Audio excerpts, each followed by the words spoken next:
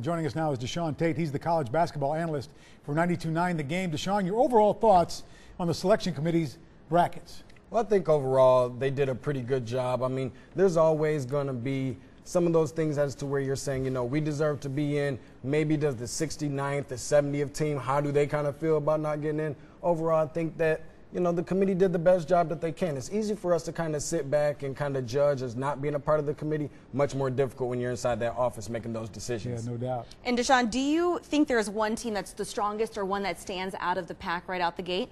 I think that there is. I think that there's a couple teams. I think one of them is obviously Michigan State, who's playing with certainly playing with a big chip on their shoulder. But that was one of the biggest things to me is, you know, with some of that confusion and frustration from Michigan State, people maybe not understanding how they got in, why they got in, whatever the case may be. But at the end of the day, I still feel like, you know, Michigan State's coming into the conference tournament. You know, they were the #2 seed. They beat the #1 overall seed in Kansas. The #2 team in the country as well. So they definitely are playing closer to home by getting that #2 seed.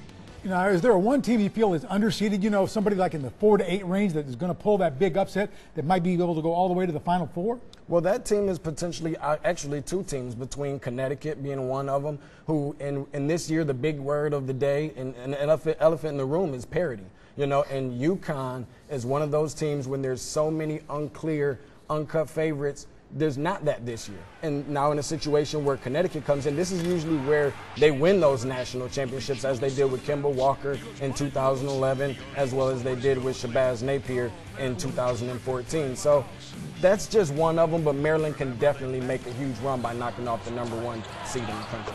Wouldn't it be wild to see UConn as one of those surprise teams? But everyone loves that Cinderella story. Who do you have coming up through the tournament?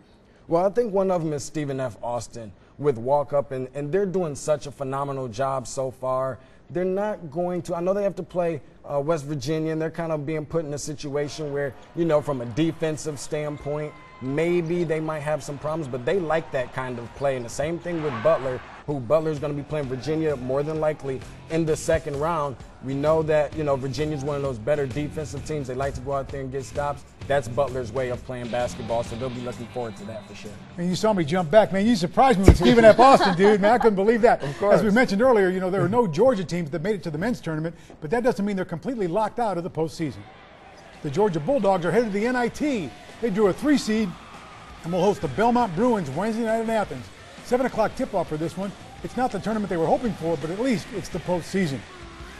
And there's the NIT brackets for Georgia's region. They'll need to get out of that bracket in order to go to the finals at Madison Square Garden, New York. Deshaun, if you look at that bracket, at least on the surface, it seems like the Dogs can win that bracket. Really, if you look at it objectively. I think that they can, and one of the biggest keys in order for them to do that is going to be their three-point shooting, and all led by their guard play. You know, we're talking about guys like Charles Mann, guys like Kenny Gaines, and of course, one of the better three-point shooters and streakiest three-point shooters in the country, and J.J. Frazier, who can absolutely light it up. But in order for that to happen, they're going to have to get things rolling in the front court. Yante Maton, I'm afraid, may not be enough. So, you know, if Mark Fox wants to get his team and continue to move forward and roll on, they'll need some help in the front court for sure. And we have seen Georgia play some of their best ball lately, but why didn't they make the NCAA tournament? Well, one of the reasons why they did not is, I mean, for their very first games coming out, you know, they didn't play that well. Chattanooga's another sleeper who's in the NCAA tournament. They lost to them earlier on in the season. Georgia started getting a little hot a little bit later as the season went on, but their very best game that they had won was against South Carolina, and something that's hard to do is 3 games. But they're not exactly that quote-unquote sexy pick. So the games against Florida that they lost, both of those in the regular season, probably what stands out to me the most as to why they didn't get in. Understand. And Georgia Tech was also in the conversation for the big dance, but at 19-13 overall, the Yellow Jackets didn't make the final cut. Instead, Tech is preparing for their first game in the NIT. Here is the bracket breakdown. As a 4th seed, Georgia Tech will be hosting 5th seed Houston in the first round. This game will be played Wednesday at McCamish Pavilion with a 9 p.m. tip-off. Jackets won their last 4 home games of the regular season, but as players told us earlier today, this upcoming game is special, not only because they get to play at home. This is the first time since 2010 Georgia Tech's played in the postseason. Today, Marcus Georges Hunt tells me he's thankful to get this opportunity his senior year and to play one more game, even if it's not the NCAA tournament. thankful to, be able to make the postseason, being that this is the first time ever, for me. And, it's better than, sitting at home and watching other teams play. And being that, people are still watching you and your team and perform against great teams. Just because you don't make the NCAA, that doesn't mean you're a bad team. That's the objective. But there's some great teams in this NIT, so it should be fun. And Georgia's son said he is feeling 100% nothing should stop him from playing this week.